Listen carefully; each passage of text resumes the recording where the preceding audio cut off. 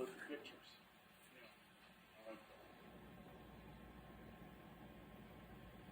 I haven't had a horizontal page. You're moving faster than I am. Maybe I'm skipping a page and it's easy to skip. You must have skipped it because I haven't. Oh! I'll turn it around.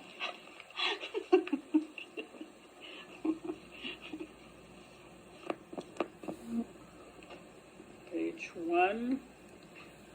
Are we starting over?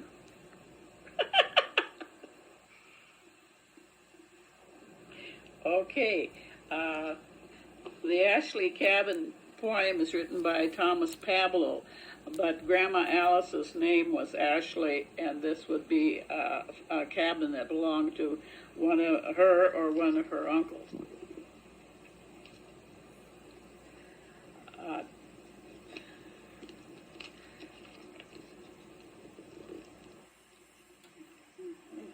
Fred Glover was an English limey, and he traveled all over the world, of course.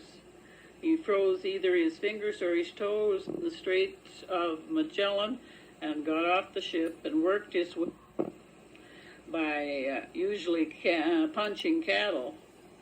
Worked his way up to St. Ignatius somehow or other.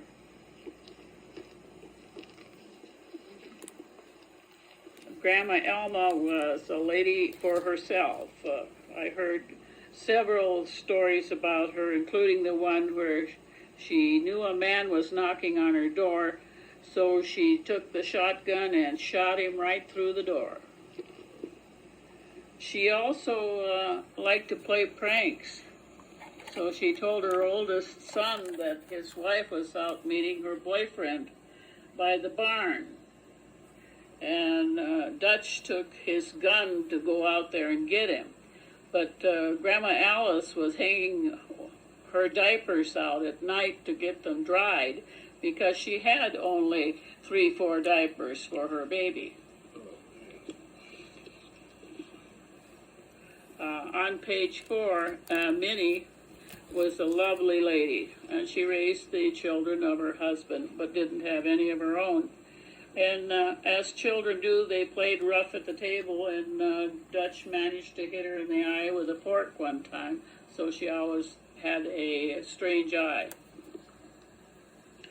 On page 5, Dutch is modeling his dad's chaps that he picked up in South America on his way up to St. Ignatius.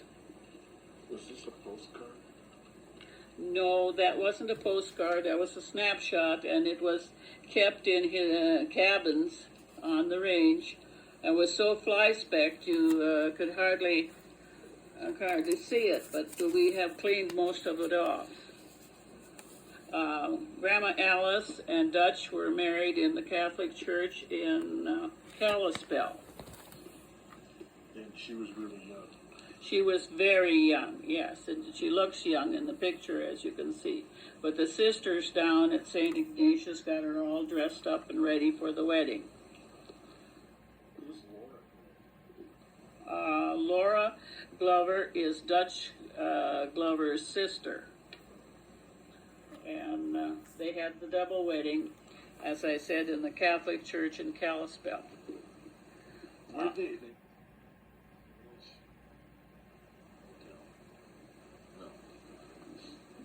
That's just what I had heard.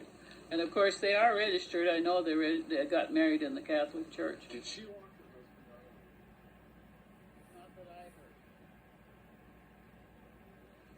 heard. We're probably, the one story I told you was about the Fredricksons, which is later on. Oh, okay. That's your mother's relative. On page 7 is Emily Newman, Ashley. I figured out that it was her and Grandma Alice, and one of the men there is her husband. I think the one on the right. Probably, yeah. In the bottom picture is Grandma Alice and Hank, or Henry Glover. The oldest brother. Yeah, yes. and then the buggy in the back, so their type of transportation. But they certainly like to go by car. And Grandpa Gene said that one of his uncles made a car out of barbed wire and a few other things around there. Oh, yeah. Yeah. Yeah, it was tied together with baling twine and wire. Are those the Mission Mountains behind the... Yes, that's the Mission Mountains. It's probably taken on one of their homesteads. The picture on page 8 also pictures the mountains of the missions. On page 9, Grandma Alice is standing in her garden, and Jean is in the pumpkin patch, just below her right arm. Right, I see him. Okay. He's one of the pumpkins. One of the pumpkins in the prize-winning pumpkin patch. Jean, your dad talked an awful lot about Mousie, a horse they had, and Archie is riding there. Grandma Alice earned her living in the 1940s. She worked on a dude ranch, and then she also worked up at Many Glacier Resort. Those pictures were taken from negatives that were pink in color, and very hard to find anybody who would develop anything from them. When we got married, Grandma Alice looked like she does by the bus depot there. It says gasoline motor oil, but that used to be a bus depot.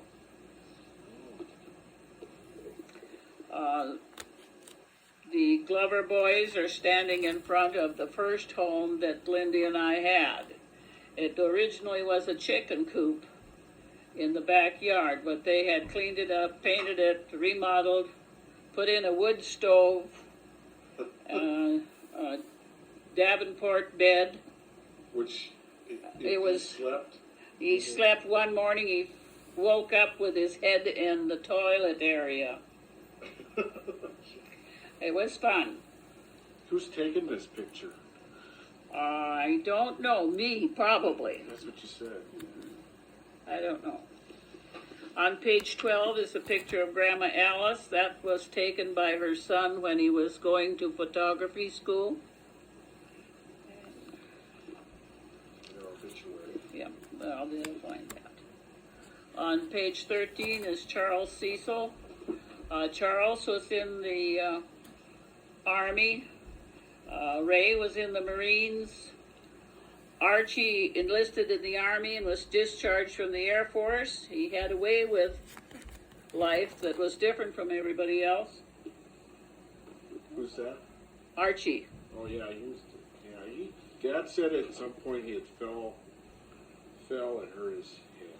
Oh, that could very likely be. Fell off a horse. And then Charlie liked to ride bucking broncos. He'd ride him until it nearly killed him. Right. He also liked to fight. He liked to play pranks on the brothers at the school, too. Or on his dad. His dad was bringing him back to school one time when Charles and another kid had run away, and his dad was scolding him on the way back to school. The two boys slipped off the wagon, and then I listened to him as he went over the hill to school without anybody in the wagon. Yeah, didn't Charlie have a dressing you'd have to change for him when you got Well, yes, well, I was married to Lindy. The pickup tipped over him, and he had a big hole in his back, which he had me clean out and put new gauze in while it was healing. And he was the dad of Geneva? Yes, Charles was Geneva's dad. He was a good helper for his mother, Alice. She cooked in CC camps, and he came and helped. And she liked to have him helping because he could crack an egg in each hand without hitting him on the table or anything and drop them on the pan. So he was doing double duty with his, Wow. both hands were cracking eggs and putting them on the pan. And he wanted to be a policeman in Cal's. No, Ray did. Oh, Ray did. Yeah.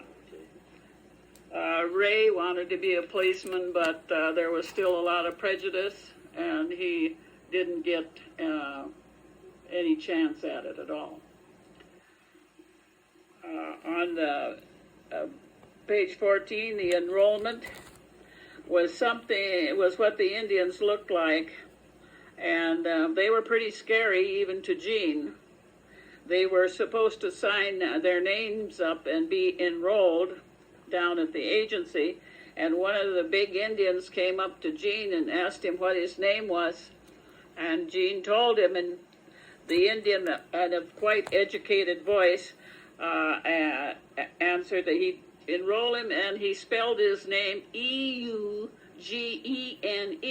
Well, Gene was just a very little boy and was afraid to tell him the correct spelling, so he had two spellings to his name at least, and then one more at the hospital, which was Jean.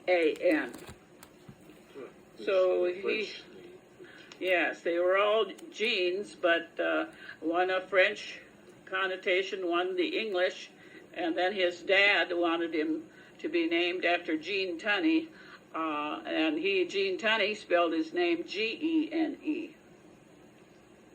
So we got a letter one time. It was Gene alias Jean alias Eugen.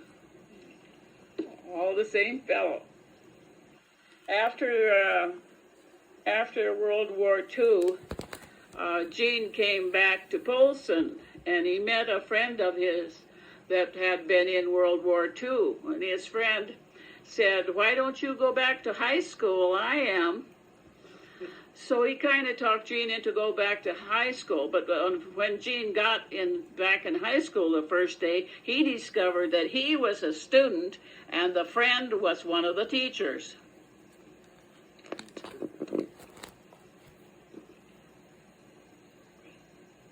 On the bottom picture, Gene was in the Marines, and his brother Ray was also in the Marines. On Memorial Day in 1947, he and his brother were carrying weapons across the Polson Bridge, and they were celebrating Memorial Day. No. Ray was trying to change his profession, so he decided to go to photography school in California. At this school, the students exchanged posing so that they didn't have to hire models, and Ray appropriately posed as an Indian chief. And the person taking the picture would pose for Ray later on. I think the news clipping has an excellent write-up on the picture there on page 17. On page 18, Lindy is the 5th person to the left, second row from the top. He is it's the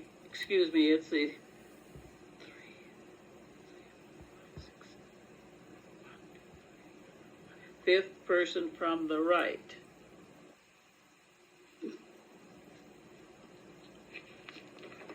On page 19 is a V-mail letter that Lindy wrote to his mother.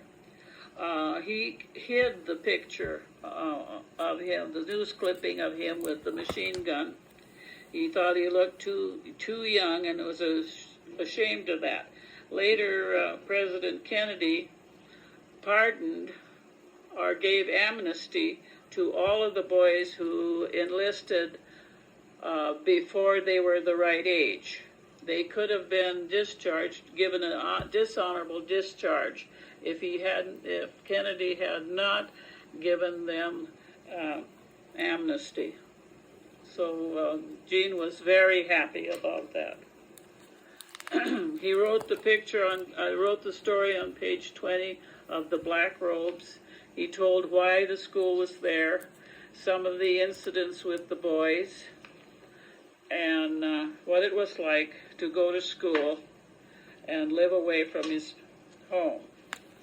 But mostly it was the regimentation and the lack of having anything fun to do except what they figured out themselves. One of the things they did for fun was taste what they thought was the brothers brewing beer. Too bad it was physic for the pigs and they got sick. If you don't know what a physic is, we call it a laxative. On his birth certificate, we thought he was born in 1926. He was born in 1927, which made him even younger when he went into the Marines. His mother signed him in, and she signed him in a year younger than she was supposed to. He was still a year younger than he was supposed to be. On my birth certificate on page 25, they spelled my name with one L. I've always spelled it with two. On the day of my birth, Aunt Ida and her family came from Minnesota. They brought a fuchsia with them, which grew tall, and we used it as our Christmas tree. There weren't very many trees in Sheridan County, certainly no pine or fir trees. Aunt Ida's pictures are on page 56, 57, and 58. Ida Mae, Harold Henry, and Harriet Ann were the ones that came. They played outside. They couldn't go in because there was a new baby in the house, and when it was time for them to go to bed, they tiptoed upstairs quietly and went to bed so they wouldn't wake the new baby. They had one other child. Her name was Elnora. She was riding on the truck while her aunt Elnora was driving. She fell off, was run over and killed. And Ruthie was the youngest girl, was born later. Ida Mae is pictured on page 57 as she looked at graduation and as she looks today. Ruthie is in our raspberry patch. We had raspberries because we had a flowing well that my dad had dug, and so we could irrigate a little bit. We had to be very careful how much we irrigated, or the soil would turn to alkali. On page 58, I have a picture of Harriet Ann's wedding and her 50th wedding. Across from her 50th wedding is her mother and dad's 50th wedding anniversary. The picture on top is a picture of my dad's potatoes around the time that I was born. And in the background, Ida Mae, Harold Henry, Harriet Ann, and Evelyn. That's Grandpa Anton leaning on the back of the truck. On page 26 is the family picture of my great-great-grandfather. He came over from Norway. His dad's name was Daniel, and Daniel lived on the Upsal farm. So Nels, which we spell Nils, took the name Danielson when he got to the United States. The short article there tells you that he came into Wisconsin. The story was written by a grandson named Lloyd Nelson. His mother was one of Nelson's daughters, Mary. And a lot of it he tells in first person. My mother said. The pictures on page 27 are of some Danielson antiques that were put into the GAR Hall in Litchfield, Minnesota. The trunk is one of the trunks that they had their stuff in on the boat. My Aunt Levica, my dad's sister, was very good about getting the memorabilia into the museum. The GAR Hall was built in honor of the soldiers who fought in the Civil War. It is open, and you can visit there in Litchfield, Minnesota. On page 28, L.P. Fredrickson is my grandmother's parents. L.P. was a rather crotchety old man. When Levica didn't do what he wanted her to do, he'd lock her in the basement. They had someplace between 12 and 18 children. One of them is pictured on, let's see, pictured on page 37, Sophus. Uncle Sophus was one of L.P. Fredrickson's family. He's in his late 80s there. They're turning 90. They lived a long time, and he remained a bachelor all his life. Okay. On the biographies there on pages, what was that first page, 20? 29. On penny 29 were gathered and organized by Gary Dusick, my cousin, my nephew, my sister's boy. Oops, excuse me. On page 30 is my grandmother and grandfather, Mary and Anton Danielson. Mary was L.P. Fredrickson's oldest daughter. On page 31 is the Anton Danielson family, and Nels is standing just behind his dad. My dad is standing just behind Anton. Was he the oldest? My dad was the oldest in the family. He was his mother's babysitter, and he was always quite heavy set, so his dad said he was too smart and he was certainly no farmer, so he'd better go to school. So he took him to Madison, Minnesota, to attend normal school. On page 32 is a picture of my Grandma Mary's confirmation. They seem to always take a special picture of their confirmation day. The horses on the first column are Grandpa Anton's team, and it sounds like when you heard Levica talk, they were a pretty good team. In the bottom picture is one of my few baby pictures, an excellent picture of the back of my head. Usually they were changing my diaper when they took a picture of me, but this time they got a good picture of the back of my head. And that's my Uncle Hans, and my grandmother Mary, and my sister Evelyn. The bottom picture on the right-hand side shows Mary and Anton Danielson.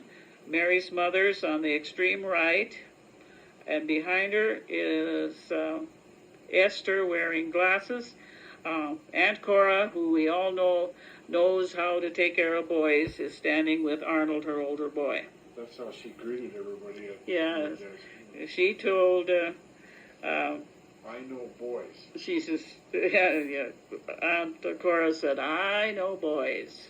And she played kings in the corner with the kids while the rest of the family sat in the car waiting to leave to go back to Havre. On page 33 is my dad's, I think it's his confirmation picture with Lars and his baby uncle, Arthur Fredrickson. There's another picture of Arthur and his wife Beta on the right-hand side. They lived in Wolf Point and had a dairy during their lifetime. The bottom picture on the left-hand side, if you look real close, you will see several of the older students standing there with their younger brothers and sisters in their arms They must have both babysat and went to school at the same time. My dad could only speak Dane when he went to school, and he made sure that Evelyn and I didn't know how to speak a foreign language because he got teased a lot for not being able to speak English when he got to school. On page 34, on the upper right-hand corner is another picture of Uncle Arthur and his mother, Levica, and his sister Mary, and then Mary's husband Anton, and their girl Esther. Their house is shown on the left-hand side. There's a cabin, a two-story cabin to the left of the White House. That was Anton and Mary's home, first home, and their first son, Nels, was born in that cabin. The house at the bottom is how it looks nowadays, and it's owned by other people. Doesn't look much different. No, it doesn't, but it looks pretty good. Grandma Mary's sitting with chickens. We got lots of pictures of Grandma Mary with the chickens, so that's a special. There on the bottom, yeah, it's a joke. Yeah. We got a picture of Grandma Mary going to a special house and all the chickens trailing behind her. We thought that was pretty funny. The bottom picture is Anton entertaining my sister Evelyn when she was little, and they're out there. The mother hen is there too, if you can see it, but I can't pick it out now. She's on the right. On the right-hand side is the mother hen. Yeah. Okay. On page 35 is the Arndale Church. It has since that time burned down. About 12 to 20 inches from the basement foundation is on the north side is the burial place of one of Anton's young daughters that died. She had, I think, was spinal bifida. That she had the water bag on the back of her head, and she died. I think she fell out of the wagon and then got pneumonia and died. Lots of Danielsons in there. Yes, there's lots of headstones with the name Danielson in that cemetery. On page 36, I have a picture of my dad and his sister May at Madison Normal School. Their dad brought them there to get a high school education. May did not stay too long, but Dad finished the 4 years. He worked as a delivery boy for the kitchen people. One of the cooks was Stella Thompson, and he later got reacquainted with her and married her. And you've seen a letter written by somebody there, I think. Yeah, so I saw a letter written by one of the people running the school saying that Nels was a very responsible and very cheerful worker. On page 37 is my dad's oldest sister, May, with her family. Her husband died early of the flu, when the flu went through and killed so many people. She was left with 4 very rambunctious boys. And Grandpa Anton went over to help her take care of them, but he gave up, and she married John Swedberg, who they had the daughter Johanna. Forrest is the tall boy on the left side, and Forrest is the tall man in the picture on the right. He was a very nice fellow, very pleasant and easy to visit with. And his son Ron, who's standing there in front of him, came and helped me with Dad's tools when I needed to sell off the stuff and move from Kalispell. That picture is taken of the tall Forrest. Yeah. In our home in Yeah, that's in the home, our home in Summers, yes. And they were visiting in Montana, and they had Virginia's mother with them. That is Johanna's high school picture on the right, and we told you about Uncle Sophus. Okay, on page 38 is Hans Danielson, Dad's brother, and he wore a beard most of his life. It was a beautiful brownish red with waves in it, but nobody liked it. It was not time to wear beards. He was pretty colorful. Yes, he would draw quite a bit of attention. He was tall, and that beard was outstanding. On the first picture, he's without the beard, and the second one, in near Westby, he has his beard. He'd write you long letters. He wrote lots of letters, and he liked to send little trinkets. Every once in a while, you get something like from a him. napkin from a restaurant. Yeah, my dad thought perhaps he had pernicious anemia. He had always very cold hands and very, very cold feet. The circulation was very bad. Lars Danielson had helped on the farm occasionally. He also worked as a cook on the Great Northern. And he was the one that posed. He was a wheeler dealer is what he was. But there's a picture of him posing your mom and your dad. Oh, by yeah, the tractor right, I'll just tell you later. about it later. Yeah, and then Dad is standing by the house with his Uncle Lars. And the right-hand side, it was Selmer Esplin and Lars. The Selmer helped at our place a great deal. He was a very good neighbor, and we liked him very much. He brought his thrash rig over each year and helped thrash. He also came over to help vaccinate the animals when we needed that help. And he was the father of Gene. Yeah, Esplin, yes. the great basketball coach. Yeah, yes. One of his sons became a basketball coach in Great Falls. And then he's coaching now in Billings in 2004. Oh, he is. He's in 2004. Eugene is still teaching and coaching in Billings. Selmer didn't believe in basketball. He didn't let his kids stay in high school to play basketball. They came home. Gene didn't learn to play basketball until he got in the U.S. services, Army or Air Force. I can't remember which. He's one of the great. He really is. He's a great basketball coach. They were smart kids. Yeah. And his older brother, Sam, used to play baseball with us little kids, and he'd bat with one hand. He'd bat with his left hand, one-handed. And so he would be more equal to us little kids. And the boys, Sam and Richard, used to come and help my dad when he needed extra help, when I wasn't up to the task. On page 39 is Dad's sisters Ruth and her family.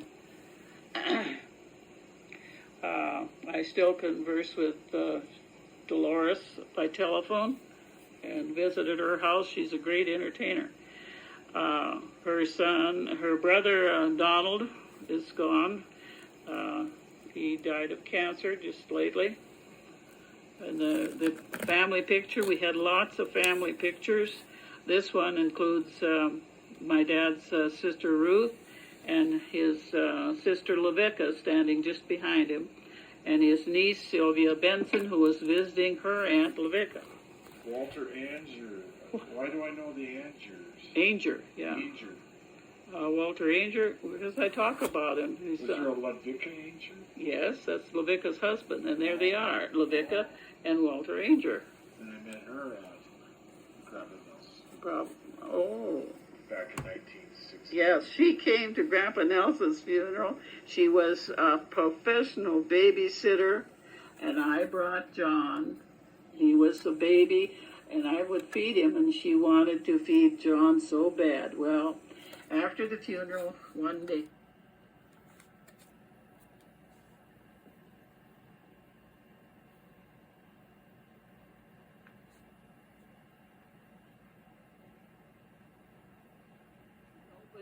he couldn't stand to have anybody feed him his mom.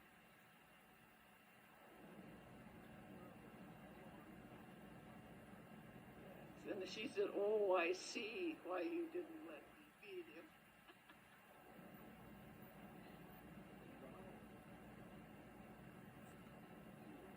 Well, yeah, he was, yeah. He's a very good brother. No, no, that wasn't him, no. And that's Ruth and Dolores feeding the cows. Oh, They were hard workers, and still are. is Bobby in that picture? No, that's in Minnesota. Oh, Yeah, and that's Ruth and Jack at their silver wedding. And then when Ruth got old, she lost her sight due to diabetes. My dad also had diabetes. And that's her in a home with her sister Lavica and my dad. On page 41 is Dolores' family. They're color-coded, so you know all those that are the same shirt are in the same family. And Dolores and I are in green shirts. did Dolores arrange this? Yes, Dolores planned it all out. She's very organized. Yes, she's organized, and she serves a lot of dinners. Too bad we don't live a little closer to Litchfield, Minnesota. Good dinners. They have they entertain the John Deere people. John Deere Day. Yes, they have John Deere days at their place, and they have some antique John Deeres that they keep running. Did you have a tractor like that one on No, we didn't go for John Deere's. We were farmers. Farmall? Yeah, we called those things putting machines, but that's... And there's Aunt Lavica that I've been talking about. She's the one that kept the relics. She's the one that knew who was related to who. Very kind. Yes, and she wrote on the back of one of my pictures, very important, but she neglected to tell me who they were. I figured it out. They were NILS, Danielson, and his wife, Randy. How about Ralph? Ralph raised his family. I think he lives in Wisconsin, but he's the guy that didn't like it when you dropped the watermelon that we brought home. Oh man, I remember that day. When we were picking cherries Probably on the east shore of Flathead Lake. we brought a watermelon home, and you insisted on carrying it in the house, and you were too little to do it. Yeah, and we ate all those. I ate a lot of apples and got a stomach ache. Oh, I don't remember that. Yeah, I think it was Meant more to you than me. That's the only guy. Well, I remember a stomach ache. All right. And there's on page 43 is Lavica's grandmother. She's named after her grandmother, Lavica Lavica Fredrickson. Oh, So it's Lavica Ainger and Lavica Fredrickson. It's Lavica Danielson Ainger. On page 44 is the Earl Danielson family. And let's see, on page 45, Arnold is their oldest boy, and his family and their families. wait a minute. Don't you want to go back and talk about Reynold and... Now we'll get to, Oh, we're okay. getting there. Okay. Okay, we went to Minnesota to visit at Arnold's, and of course we visited at Mays and at Lavica's too, but at Arnold's, the boys knew how to entertain us. They loved to tease. They took us out. We had fun. The Danielsons came to Edner.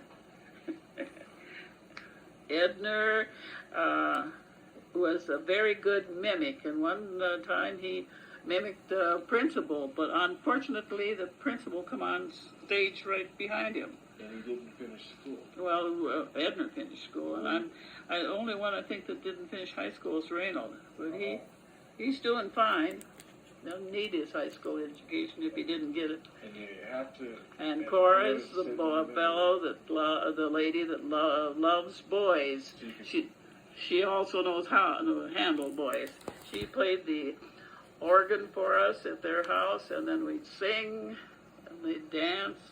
When we spent the winter in Minnesota, she'd come and play with the kids. The rest of the people played whist or danced, but Cora came to play with the kids. And she was kind of the life of the party. She always was the life of the party. Funny and graceful. Yeah. I was visiting at Earl Danielson's and Cora's, and she had made a good dinner, and she handed meatballs and gravy across to somebody, and they missed and didn't get it, and it turned upside down on the table. Well, that was a mess, but we got it all cleaned up. And in the afternoon, she put the same cream pitcher on when a bachelor came over to have coffee and cookies. But he wouldn't touch the cream for some reason or other. Couldn't figure out why. Finally, she got him to tell her, and she said he thought it was a mouse in there. But it was one of the meatballs that had flown into the cream pitcher when the meatballs went upside down on the dining room table. Okay, we better get along here. On page 46, the Danielsons came to Montana to visit, and we took them to Fort Beck Dam. That's the only time I ever visited Fort Beck Dam. And little Delner, he didn't think the people we showed him were Indians because they didn't have any feathers. They always fished when they went to Earl's, and there's Earl with one of his big fishes. Reynold now goes up to Turtle Lake, I think it's called, in Minnesota. They fly in after they get way up in Canada. They fly the rest of the way, and he still fishes. He likes to ice fish, so on. And then He fishes all year long. he fishes all year long. Now he goes down to Texas in the wintertime, and I don't know what he does down there. Which man are you talking about? Reynold. Reynold. Reynold. That way. They were a lot of fun to go and visit. And that's Reynold and his oldest daughter on page 40. That's her wedding.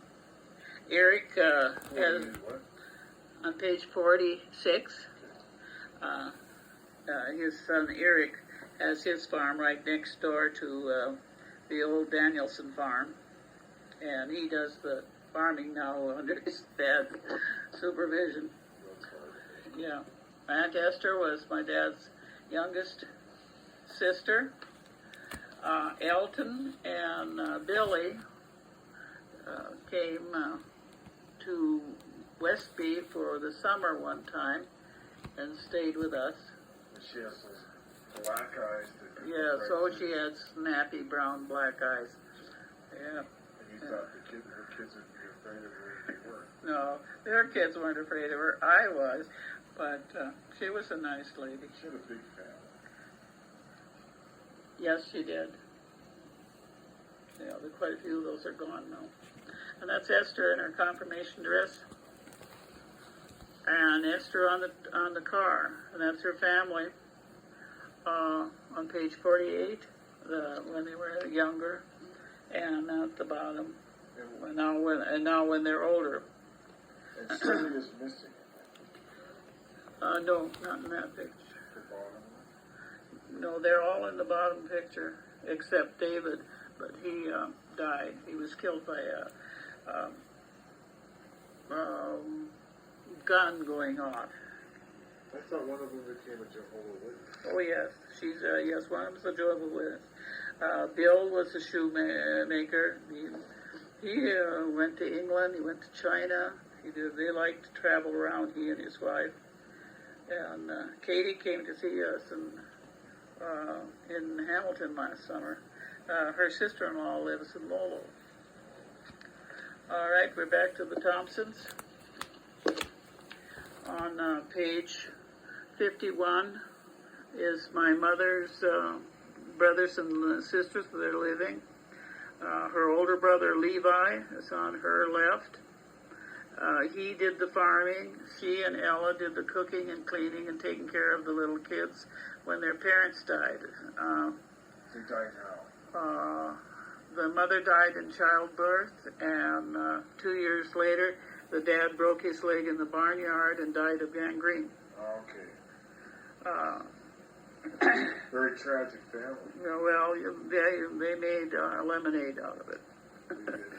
They did just fine, yes. But she was mother to. She was mothered them. She didn't get married until all of them had got married, and they always spoke of her with a lot of respect. Although I think when they were teenagers, they teased her a lot. Is this picture in Litchfield? That the picture there is in Madison, Minnesota.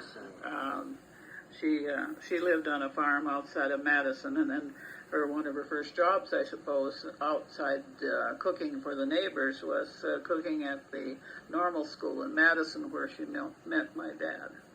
She's an excellent cook. And one of his sons on the left-hand side, Gilbert, he came up to Westby to visit, and my mother surprised him by doing the Woody Woodpecker song for him. He didn't think that she would do such a thing, but she could. Well, how's that going? What did I say? Okay, the Gilbert and Thompson family, Levi Thompson family on the right, Lawrence and Sylvia and Janice were not at home. Lawrence, I think, was in school, and Sylvia too, and Janice got married out of high school. Then the Peter Olson family, they lived about 3 miles north of our farm. Mother and Dad lived at their house for a while they built our house. It's an interesting picture, really. Who's that little girl in the middle? The little one down there, the youngest one, is Lois.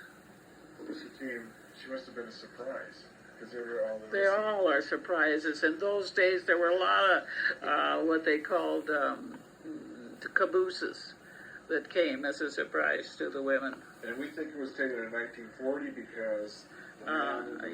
because the oldest boy, Leroy, has his uniform on, and probably was taken when he was home on leave before he would have been sent to active duty. And you mentioned somebody had their son's picture put in with the family. Well, that's out of this, doesn't affect. Lorraine on the extreme right was the same age as I was, and we went to school in 1 through 4 and 9 through 12 together. And they're blonde haired? They're definitely a bunch of blondes. On page 34 was Ella and my mother, Stella, when they were young. And then about 40 years later, on the farm, on Peter Olson farm, they had their picture taken again. Ella and Stella went to Minneapolis and worked. My mother worked as an upstairs maid, and she also was hired by to be a seamstress, and she had with her friends from